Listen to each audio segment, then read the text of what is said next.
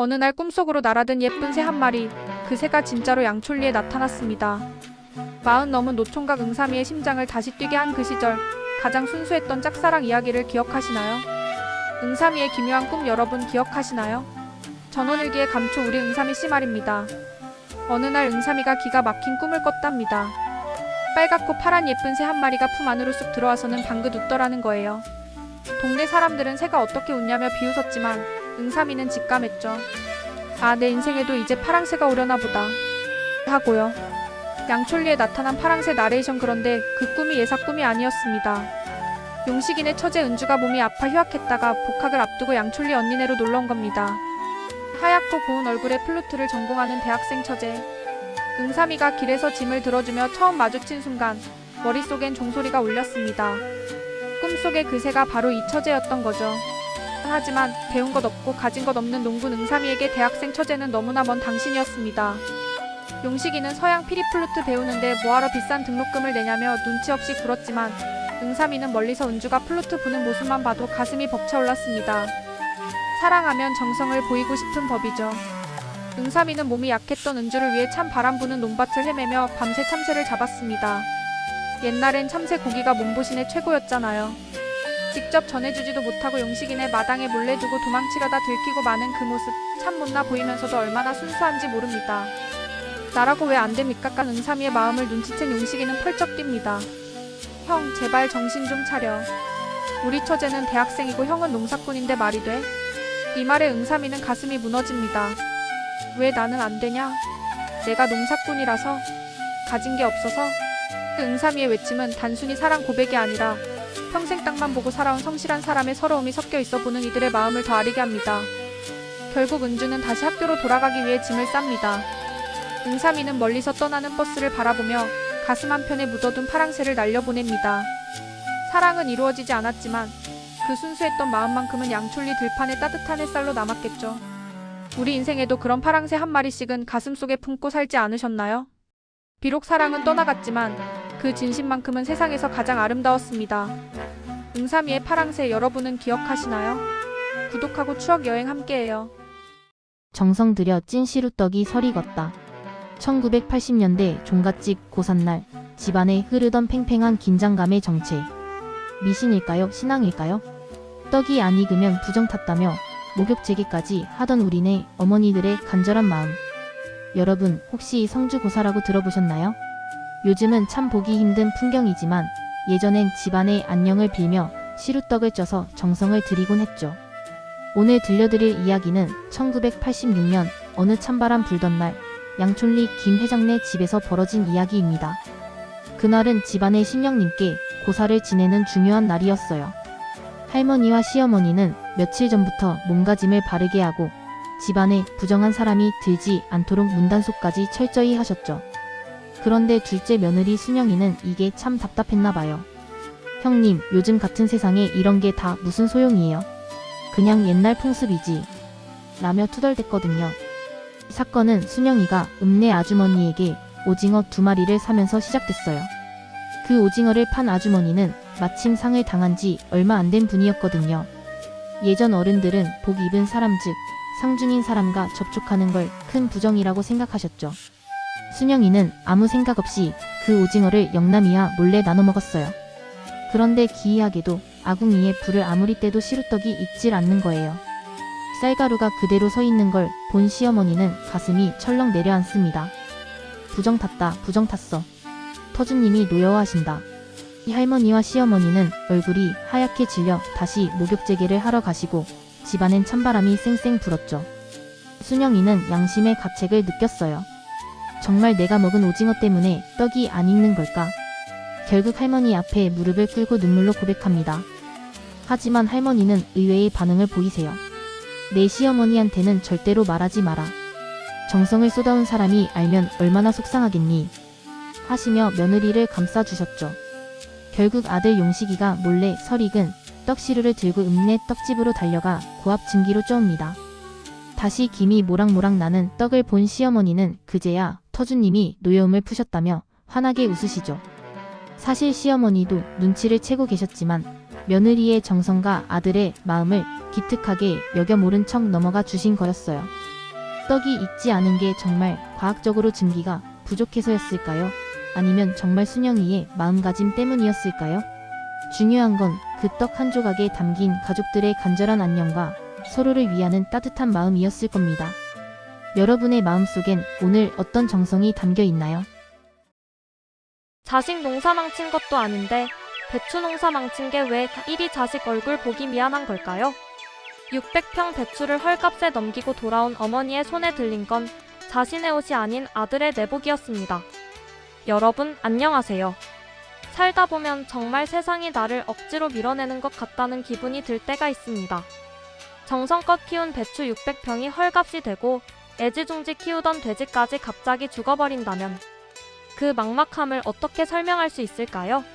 오늘 우리가 함께 볼 이야기는 우리네 부모님 그리고 바로 여러분의 이야기일지도 모르는 시련 속의 가족애입니다. 자식에게 짐이 되기 싫은 마음 농사가 망하면 가장 먼저 드는 생각은 돈 걱정이 아닙니다. 자식 얼굴 보기가 미안해지는 마음이죠. 영상 속 일용이네는 배추값이 폭락해 600평 밭을 그냥 갈아엎어야 할 처지입니다. 어머니는 아들의 시커멓게 타들어가는 속을 보며 본인의 가슴이 더 미어집니다. 내가 집에 있으면 아들 속만 더 상하게 할까봐. 어머니는 결국 무거운 짐을 머리에 이고 장사를 나섭니다. 돈을 많이 벌기 위해서라기보다 집안의 우울한 공기를 조금이라도 밖으로 실어 나르고 싶어서 그리고 아들에게 미안해서 선택한 길입니다. 여러분도 혹시 자식에게 혹은 가족에게 짐이 될까봐 혼자 무거운 짐을 지고 계시지는 않나요? 이 세상 밖에서 만난 차가운 현실과 따뜻한 위로 어머니가 서울 좋은 동네를 다니며 주걱과 소쿠리를 팔 때 세상은 참 차갑습니다. 하지만 그 와중에도 따뜻한 손길은 있습니다. 커피 한 잔을 건네는 젊은 세대의 배려에 어머니는 우리 집도 가면 부자다. 논도 있고 밭도 있다며 자존심을 세워보지만 사실 그 속마음은 이미 다 알고 계실 겁니다. 내가 판 배추는 밭에서 썩어가는데 시장에서는 비싼 값에 팔리는 현실을 보며 느끼는 그 박탈감. 하지만 어머니는 원망하기보다 이런 배추가 맛있는 거다라며 웃어넘깁니다. 인생의 풍파를 견뎌온 여러분만이 가질 수 있는 단단한 여유죠. 시련을 이겨내는 힘은 결국 함께 어머니가 장사를 마치고 돌아오며 사오신 건 화려한 보석이 아니었습니다. 추운 겨울 밖에서 고생할 아들을 위한 빨간 내복과 가족이 함께 먹을 돼지고기 한 근이었습니다. 배추 600평 농사는 망쳤지만 가족의 마음만큼은 지켜내겠다는 의지입니다. 그날 저녁 고기가 들어간 찌개 한 그릇을 놓고 둘러앉은 가족들. 비록 떠나고 싶다. 나랑 이 땅은 안 맞는다며 투덜대고 싸우기도 하지만 그 투박한 대화 속에 서로를 향한 걱정이 듬뿍 묻어납니다. 시련은 밖에서 오지만 그것을 이겨내는 힘은 집안에서 나오기 마련입니다. 여러분, 지금 혹시 배추밭을 갈아엎는 기분으로 힘든 시간을 보내고 계신가요? 나는 왜 이럴까 자책하고 계신가요? 영상 속 일용이 어머니가 보여주신 것처럼 때로는 잠시 밖으로 나가 바람을 쐬고 돌아오는 길에 가족을 위해 작은 선물 하나를 준비해보세요. 내일 당장 배추값이 오르지는 않겠지만 여러분 곁에 있는 사람들의 온기가 내일을 살아갈 힘을 줄 것입니다. 인생 농사 한 해 망쳤다고 끝난 게 아닙니다. 여러분의 땀방울은 절대 헛되지 않았습니다. 오늘 저녁 따뜻한 찌개 한 그릇에 시름을 덜어내시길 바랍니다. 자식은 환갑이 다 되어가도 부모 눈에는 그저 감기 걸릴까 노심초사하는 어린애일 뿐입니다.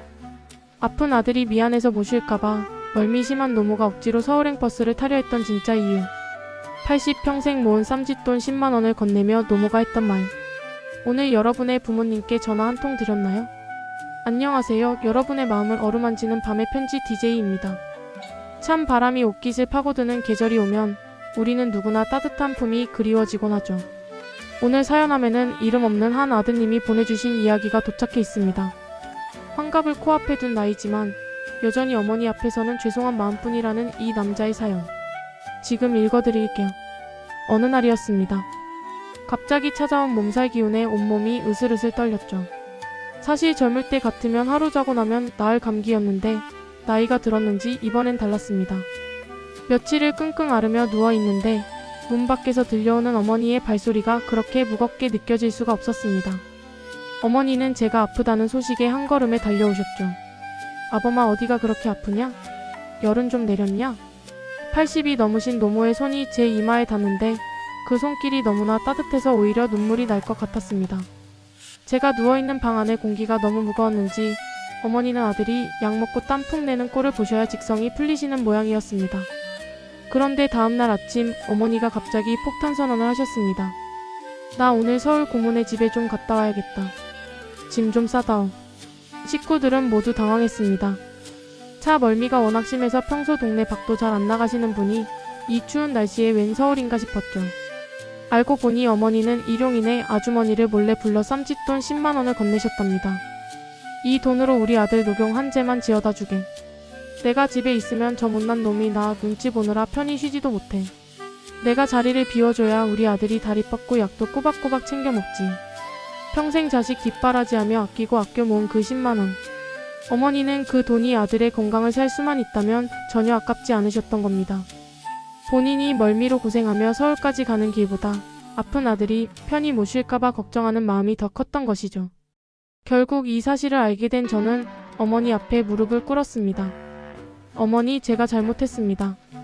제가 제 몸 하나 건사 못해서 어머니를 이 추운 날 길 위로 내몰 뻔했습니다. 서울 가지 마세요. 주신 약 꼬박꼬박 먹고 어머니가 시키는 대로 30일이고 40일이고 누워만 있겠습니다. 그제야 어머니는 짐을 내려놓으셨습니다. 그러고는 제 손을 꼭 잡고 말씀하셨죠. 늙은 애미가 바라는 게 뭐가 있겠냐. 비단 옷이겠냐, 금은 보하겠냐. 그저 자식들 몸 건강한 거 보는 게 유일한 소원이다. 다시는 아프지 마라. 네가 아프면 내가 질식해서 죽을 것 같다. 이 사연을 읽는 내내 제 마음도 먹먹해지네요. 자식은 나이가 들어도 부모 눈에는 늘 물가에 내놓은 어린아이 같습니다. 우리가 아픈 게 부모님께는 가장 큰 불효가 된다는 사실을 우리는 가끔 잊고 사는 건 아닐까요? 여러분, 오늘 하루 고생 많으셨습니다. 혹시 몸이 좀 안 좋으시다면 오늘만큼은 여러분 자신을 위해, 그리고 여러분을 걱정하고 있을 누군가를 위해 푹 쉬어주세요. 그리고 내일 아침엔 부모님께 전화 한 통 드려보세요. 어머니, 저 밥 잘 먹고 건강합니다 라는 그 한마디가 노모에게는 세상 그 어떤 명약보다 귀한 선물이 될 테니까요. 이 시간이나 기다리게 해? 권력자의 무례함에 대처하는 최불암의 방식. 여기서 썩어라. 성공 가도만 달리던 젊은 군수를 울린 명언. 청탁을 바라는 가족들 vs 원칙을 지키는 아버지, 당신이라면? 40년 전 최불암의 호통이 2026년 우리에게 묻는 것, 당신은 징검다리인가? 헌신하는 리더인가? 양촌리를 뒤흔든 군수님의 전화 한 통. 여러분 혹시 기억하시나요? 1980년대 시골 마을에서 군수님이라는 존재는 지금의 장관보다도 더 멀고 높은 하늘 같은 존재였습니다. 어느 날 양촌리 김 회장님 댁에 전화가 한 통 걸려옵니다. 새로 부임한 젊은 군수가 김 회장님을 읍내 음식점에 점심 식사 파트너로 초대했다는 소식이었죠. 마을은 그야말로 발칵 뒤집혔습니다.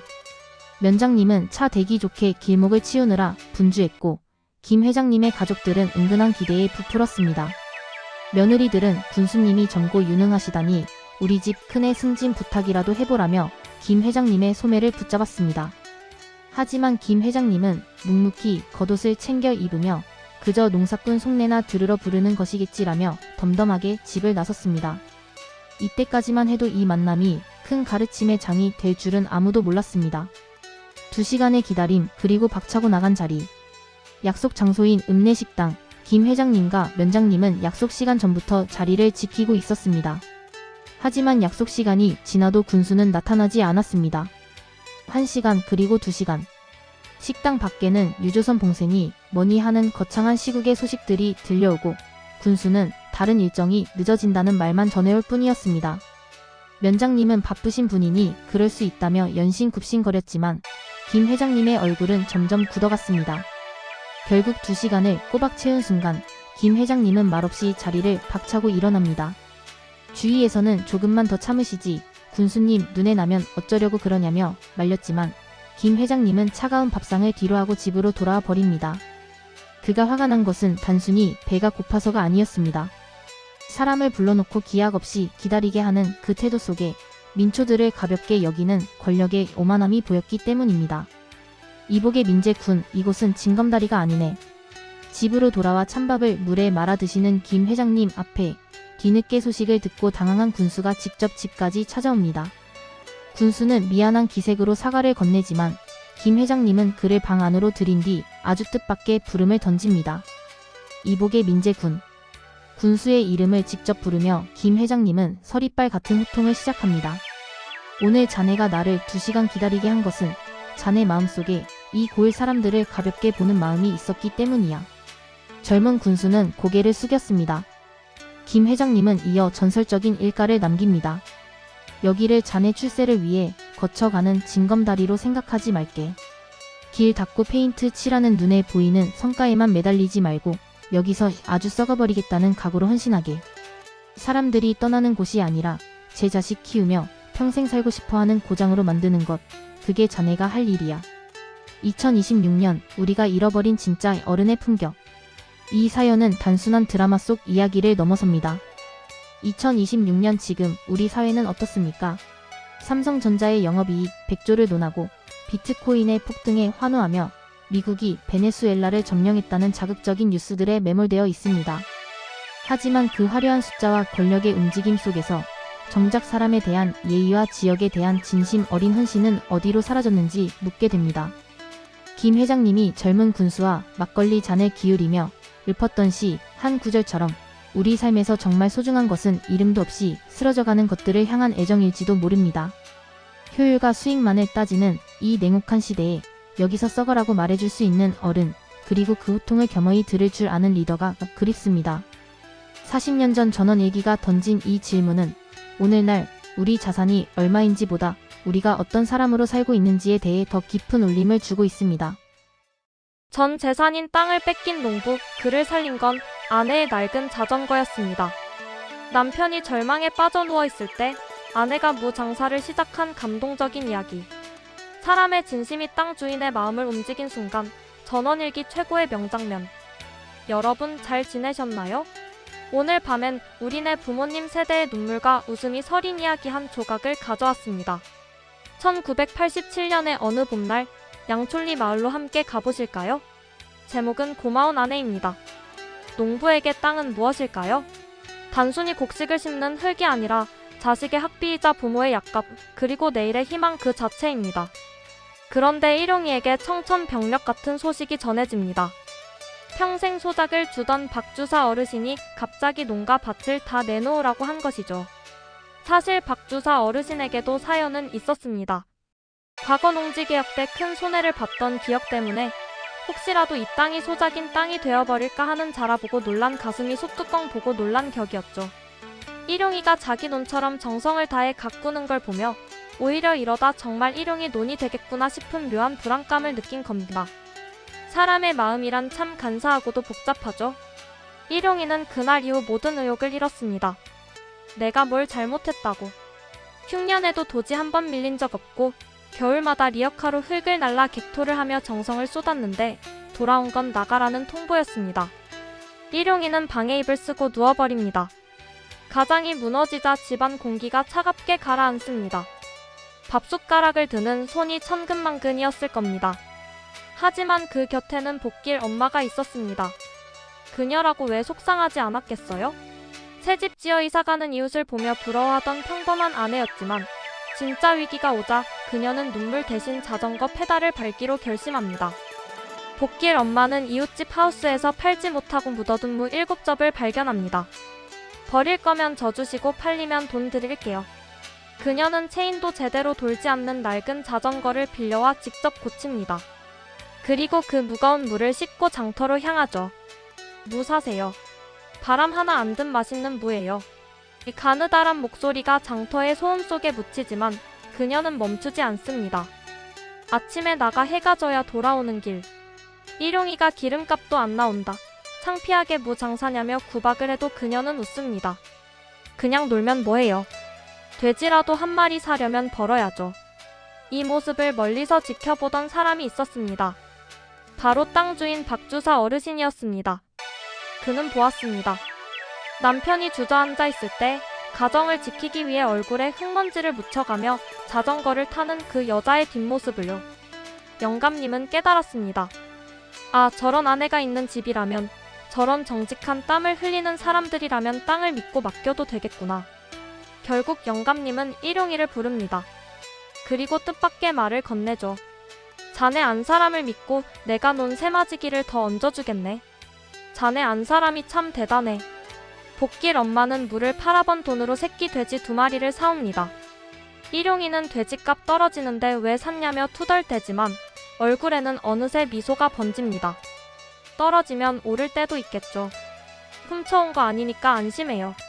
억척스럽게 번 돈으로 산 돼지를 보며 가족들은 다시 웃음을 되찾습니다. 여러분, 인생에서 가장 큰 재산은 부동산도 통장의 잔고도 아닐지 모릅니다. 내가 쓰러졌을 때 대신 자전거 페달을 밟아줄 사람, 당신 굶기지 않을게라고 말해주는 그 소중한 사람 말이죠. 지금 여러분 곁에 있는 그 사람에게 오늘만큼은 고마운 사람이라고 따뜻하게 속삭여주시면 좋겠습니다. 전 재산급 수매 대금을 도박으로 날린 남편의 미친 연기력. 남편이 자기 집 쌀을 훔쳐야만 했던 눈물겨운 이유. 두부도 안 잘리는 낫으로 손가락 자른다며 협박한 결과. 여러분, 평생 같이 산 남편이 한 해 농사지른 귀한 쌀 판 돈을 도박으로 날리고 그걸 숨기려 자기 집 쌀까지 훔쳐다 팔았다면 어떻게 하시겠습니까? 오늘 라디오 영웅시대는 1986년 양촌리를 발칵 뒤집어 놓았던 종기네 부부의 기상천외한 이혼 위기 사건을 들려드립니다. 기대와 설렘의 수매 날때는 바야흐로 1차 수매가 시작된 날이었습니다. 농민들에게 이날은 1년 중 가장 큰 목돈이 들어오는 말 그대로 보너스 데이였죠. 종기 아버지는 아침부터 정성껏 등급을 매긴 벼 가마니를 싣고 수매장으로 향합니다. 아내는 뒤에서 외상값 갚아야 하니 단돈 1전도 축내지 말고 잘 챙겨오라며 신신당부를 하죠. 심지어 돈 잃어버리고 오면 양잿물 먹고 죽겠다는 무시무시한 농담까지 던지며 남편의 정신을 번쩍 들게 합니다. 종기 아버지도 큰 소리치며 나섰죠. 내가 누군데 걱정이냐면서요. 그렇게 받은 수매 대금은 98만 700원. 지금으로 치면 수천만 원에 달하는 거액이었습니다. 운명의 다방과 도박의 유혹, 그런데 꼭 사고는 예상치 못한 곳에서 터집니다. 수매장에서 우연히 만난 예비군 동기가 문제였어요. 오랜만에 만나 반갑다는 핑계로 다방에 들어갔는데 그곳엔 이미 짠 듯이 판이 깔려 있었습니다. 커피 한 잔만 마시려던 것이 어느새 화투판이 되었고 전문 도박꾼들의 꼬임에 빠진 종기 아버지는 불과 몇 분 만에 3만 원을 잃고 맙니다. 쌀 몇 가마니 값이 순식간에 사라진 거죠. 정신을 차렸을 땐 이미 늦었습니다. 아내의 양잿물 발언이 귓가를 맴돌고 비어버린 돈 봉투를 보며 종기 아버지는 최악의 선택을 합니다. 바로 자기 집 광에 있는 쌀 한 가마니를 몰래 훔쳐다 전당포에 팔아 3만 원을 메꾸기로 한 겁니다. 아내의 촉과 방맹이점, 하지만 아내의 촉은 무서웠습니다. 돈 봉투는 숫자가 딱 맞았지만 쌀 한 가마니가 비는 걸 귀신같이 알아챈 거죠. 종기네 아내는 온 동네를 휘저으며 쌀도둑을 잡겠다고 난리를 칩니다. 마을 사람들은 요즘 세상에 누가 쌀 한 가마니를 훔쳐가냐며 의아해하지만 아내는 분이 안 풀려 그 유명한 방맹이 전까지 치기 시작합니다. 방맹이야 방맹이야, 도둑놈이 어디 있느냐. 몇 점을 치는데 이 방맹이가 자꾸만 남편이 있는 쪽으로 향하는 겁니다. 마을 사람들은 웃어 넘겼지만 찔리는 게 있는 종기 아버지는 속이 타들어가다 못해 까맣게 타버렸죠. 들통난 진실과 이혼 선언, 결국 전당포에서 쌀의 출처가 밝혀지며 범인이 남편이라는 사실이 온 마을에 공개됩니다. 과거에도 노름으로 전답 수천 평을 날렸던 남편이기에 아내의 배신감은 극에 달했습니다. 차라리 술을 마셨다면 용서해도 다시는 손 안 대겠다던 노름에 손을 대고 쌀까지 훔치냐며 본물 터지듯 울분을 토해냅니다. 아내는 짐을 싸며 선언합니다. 더는 못 산다. 오늘로 호적 파고 갈라서자. 양촌리 최고 인꼬 부부 였던 이들에게 진짜 이혼이라는 파국이 찾아온 순간이었습니다. 남편의 눈물겨운 연기와 무딘 낫 상황이 심각해지자 종기 아버지는 최후의 수단을 동원합니다. 시퍼렇게 나를 가는 척하며 낫을 들고 아내 앞에 나타나죠. 내 손가락을 잘라 다시는 노름을 않겠다는 맹세를 보여주겠다 며 비장하게 소리를 지릅니다. 아내는 놀라 남편을 말리지만 알고 보니 그 낫은 두부 한 모도 제대로 안 잘리는 녹슨 무딘 낫이었습니다. 아내를 달래기 위한 남편의 눈물겨운 할리우드 액션이었던 거죠. 그 어처구니 없는 쇼에 아내는 결국 헛웃음을 터뜨리며 남편의 사과를 받아줍니다. 마무리 한 해 농사로 가족의 생계를 책임져야 했던 시절, 그 귀한 쌀 때문에 울고 웃던 그 시절의 이야기. 사고치는 남편과 그걸 다 받아주며 가정을 지킨 우리 어머니들의 인내심이 새삼 대단하게 느껴집니다. 여러분의 남편은 오늘 무사히 귀가하셨나요? 혹시 낯을 갈고 있지는 않은지 확인해 보시길 바라며 오늘 사연 마칩니다. 결혼기념일에 친정 간다는 며느리, 김 회장네 집이 발칵 뒤집혔습니다. 남편도 모르는 결혼기념일, 시아버지가 챙겨준 사연은 누구 엄마로 사는 게 지칠 때 이 영상을 꼭 보세요. 안녕하세요, 시청자 여러분. 오늘도 각자의 자리에서 치열한 하루를 보내고 이 자리에 모이셨나요? 인생을 살다 보면 나 자신은 사라지고 누군가의 아내, 누군가의 며느리, 누군가의 엄마로만 불리는 순간들이 찾아오곤 합니다. 오늘은 양촌리 김 회장네 집 둘째 며느리 순영씨가 달력에 몰래 그려두었던 동그라미에 얽힌 가슴 뭉클한 가족 이야기를 들려드리려 합니다. 가을이 깊어가는 어느 날이었습니다. 순영씨는 달력의 28일 날짜에 작게 동그라미를 쳐두었습니다. 그날은 바로 남편 용식씨와 결혼한 지 3년째 되는 결혼기념일이었죠. 하지만 농사일에 바쁜 남편은 아는지 모르는지 무뚝뚝하기만 합니다. 순영씨는 문득 인생에 대한 회의가 찾아왔습니다. 인생이란 뭘까? 여자의 일생이란 뭘까? 박순영이라는 내 이름은 결혼과 동시에 끝난 게 아닐까? 순영씨는 답답한 마음에 며칠만 친정 언니네 집에 다녀오겠다고 폭탄 선언을 합니다. 하지만 눈치 없는 남편은 논일 끝나면 데려다 줄게. 조금만 참아라며 속을 뒤집어 놓죠. 순영씨는 화려한 선물이나 떠들썩한 외출을 바란 게 아니었습니다. 그저 고생했다는 한마디, 기억하고 있다는 따뜻한 눈빛 하나가 그리웠을 뿐이었는데 말이죠. 그런데 이 집안 생각보다 속이 깊었습니다. 마침 어머니의 생신과 둘째네의 결혼기념일이 겹친 것을 안 큰아들 용진씨가 깜짝 제안을 합니다. 어머니, 내일 우리 온 가족 소풍 갑니다. 사실 이 소풍은 영숙이가 보낸 5만 원과 아버지가 몰래 보탠 쌈짓돈, 그리고 온 가족의 정성이 모여 만들어진 아주 특별한 외출이었습니다.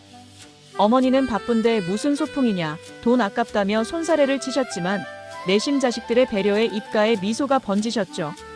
다음 날 양촌리 김 회장네 온 식구는 맛있는 도시락을 싸들고 가을산으로 향했습니다.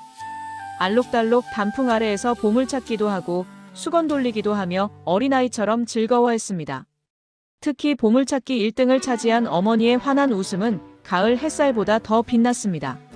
순영씨는 그제야 깨달았습니다. 나라는 존재가 사라진 게 아니라 이 거대하고 따뜻한 울타리 안에서 우리라는 이름으로 더 단단하게 뿌리 내리고 있었다는 것을요. 남편 용식씨도 쑥스러운 듯 슬쩍 다가와 아내의 어깨를 토닥였습니다. 비록 근사한 레스토랑은 아니었지만 산바람 맞으며 먹는 김밥 한 조각에 서운함은 눈 녹듯 사라졌습니다. 여러분, 혹시 지금 내 존재가 희미해지는 것 같아 외로우신가요? 고개를 들어 주위를 한번 둘러보세요. 나도 모르는 사이에 누군가 내 이름을 위해 혹은 우리 가족을 위해 달력에 작은 동그라미를 그리고 있을지도 모릅니다. 오늘 밤은 곁에 있는 가족의 손을 따뜻하게 잡고 고맙다는 한마디 건네보시는 건 어떨까요? 양촌리의 따뜻한 가을 소풍 소식 전해드리며 여러분의 내일도 응원하겠습니다. 서울에서 수문장 대장 노릇하며 돈도 많이 벌었다던 아저씨, 왜 추석 명절에 고향집 폐허 속에 숨어 있었을까요? 피자 파이가 그렇게 맛나더라고요 라며 웃던 입술이 어둠이 내리자마자 살려달라는 비명으로 바뀐 충격적인 반전. 떠나는 사람만 가득하던 농촌 마을에 30년 만에 처음으로 다시 살러 왔다는 신고가 접수됐습니다. 그 눈물겨운 사연을 공개합니다. 그리움의 뿌리를 찾아서. 화려한 금이 환영. 그 이면에 서글픈 가을거지가 한창인 평화로운 양촌리 들판에 낯익지만 낯선 손님이 찾아옵니다. 몇 년 전 무리하게 비닐하우스 농사를 짓다 빚더미에 앉아 야반도주하듯 마을을 떠났던 갑수 시내외입니다. 번듯한 양복을 차려입고 나타난 그의 모습은 얼핏 성공한 도시인처럼 보입니다. 마을 사람들은 그를 반갑게 맞이하고 갑수 씨는 기다렸다는 듯 서울의 화려함을 늘어놓기 시작합니다. 서울은 말이야 임금님 대궐 지키는 수문장 같은 경비원 일을 하는데 양복쟁이 하나 안 부러워? 피자니 스파게티니 하는 서양 빈대떡을 애들은 밥보다 더 좋아하더라고. 그의 목소리는 유난히 컸고 자랑은 끊이지 않았습니다. 하지만 곁에 선 아내의 눈은 촉촉이 젖어 있었습니다.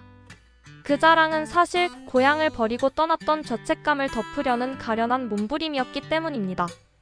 멈춰버린 시간, 흉가가 된 옛집 마을을 한 바퀴 돌던 갑수 씨는 차마 발길이 떨어지지 않는 곳에 멈춰 섭니다.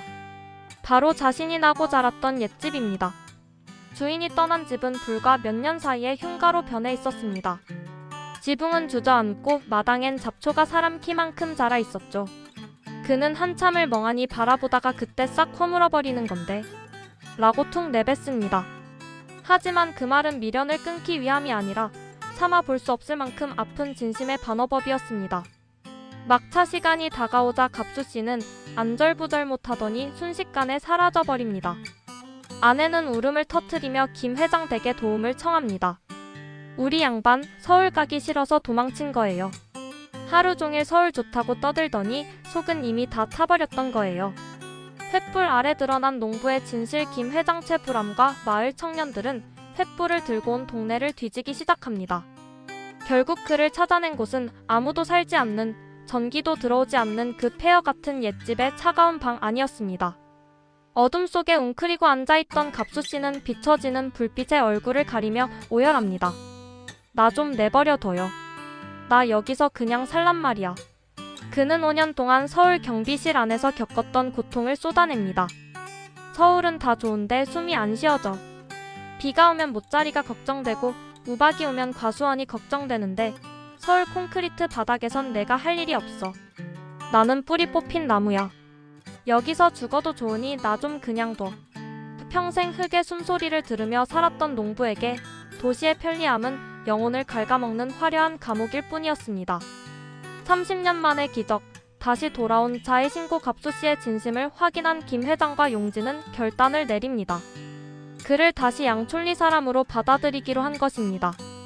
용진은 면사무소에 가서 갑수 씨의 전입신고를 돕습니다. 서류를 처리하던 직원은 깜짝 놀라며 말합니다. 용진 형님, 제가 여기서 일한 지 30년이 넘었는데 고향 떠난다는 신고만 수만 건 받았지 도로 살러 왔다는 신고는 이게 처음입니다. 이 소식은 양촌리 전체에 큰 파장을 일으킵니다. 산업화의 물결 속에 너도 나도 도시로 떠나기만 하던 시절, 고향을 다시 찾은 갑수 씨의 선택은 남아있는 사람들에게도 큰 위로가 되었습니다. 우리가 지킨 이 땅이 틀리지 않았구나라는 확신을 준 것입니다. 다시 바르는 문창살, 비로소 찾은 평화마을 사람들은 힘을 합쳐 갑수 씨가 새로 살게 된 집을 수리합니다. 청년들은 도배지를 사고 부녀회는 쌀과 김치를 나릅니다. 낡은 문짝에 새 창호지를 바르며 갑수 씨는 비로소 소리내어 웃습니다. 서울의 수만 개 전등 불빛보다 고향집 문창살을 통해 들어오는 은은한 달빛이 더 따뜻하다는 것을 그는 이제 압니다. 이제야 살 것 같네. 흙을 다시 만질 수 있게 된 그의 손은 떨리고 있었습니다. 슬픈 귀향으로 시작된 이야기는 그렇게 희망의 정착으로 마무리됩니다. 뿌리 뽑혔던 나무가 다시 고향 땅에 깊숙이 뿌리를 내리는 순간 양촌리 들판에는 그 어느 때보다 풍요로운 가을 바람이 불어오고 있었습니다. 구독, 좋아요 부탁드려요. 배운 며느리 무시해? 그 전원일기 역대급 기싸움. 부녀회장 선거 결과 충격. 오늘은 전원일기 310화 정말 가슴 따뜻하고도 재밌는 사연 하나 들려드릴게요. 양촌리 부녀회장 선거 한 표가 가른 운명편이에요. 대학 나온 영남 엄마가 부녀회장 출마하시면서 마을이 발칵 뒤집힌 이야기. 천천히 함께 들어보실까요? 그날 양촌리엔 큰 바람이 불었어요. 현 부녀회장 종기내 박봉남과 무능하다는 불만이 쌓였어요. 남의 동네는 온천 관광공으로 가는데 우리 부녀회는 이름만 좋지 실속이 없어. 마을 안악들 한숨이잖아요. 그때 등장한 강력한 후보 바로 대학 나온 영남 엄마 이은영이에요. 일용 언니가 배운 사람은 배운 값을 해야지. 등록금 아깝지 않게 동네 일 좀 해봐. 하시며 성화하시고 영남 엄마는 처음엔 만장일치로 추대해주면 모를까 어떻게 이웃끼리 표 대결을 해요? 난 안 해요 하시며 고사하셨어요. 하지만 시아버지 김 회장님 민재이 해보고 싶으면 해보라고 해라. 잘할 거야 하시며 허락하시니 마음 흔들리셨어요. 선거 전 불 붙었어요. 영남 엄마 캠프엔 수남 엄마 복길 엄마가 나서시고 우리가 5표씩만 끌어오면 과반수예요. 하시며 열심히 뛰셨어요. 공약 대결도 재밌었어요. 종기내는 1년에 2번 무조건 전액 무료 관광. 찬조금 싹 받아올게요. 버스도 마을마당까지. 하시며 달콤하게 물공약 내세우시고 영남 엄마는 미국의 케네디 대통령이 말했습니다. 국가가 무엇을 해줄까 바라기 전에 내가 무엇을 할 것인가. 저는 꽃길 가꾸기, 마을 문구 열기 같은 내실 있는 사업하겠습니다. 하시며 품격 있게 지식 공약 내세우셨어요. 운명의 투표날 마을회관 긴장감 가득했어요. 개표원 박봉남, 이은영, 박봉남, 이은영. 엄마 이건 무효다. 영남이 엄마라고 쓴 건 무효표야. 하시며 신경전 치열했어요. 마지막 한 장 남기고 14대 14. 모두 숨죽이고 박봉남 15대 14로 종기내가 당선되었습니다. 패배한 영남 엄마 오히려 깔끔하게 승복하셨어요. 과반수가 아니니 다시 투표해야 한다는 말에도 아니요, 결과는 결과입니다. 새 회장님 축하드려요. 하시며 웃으시네요.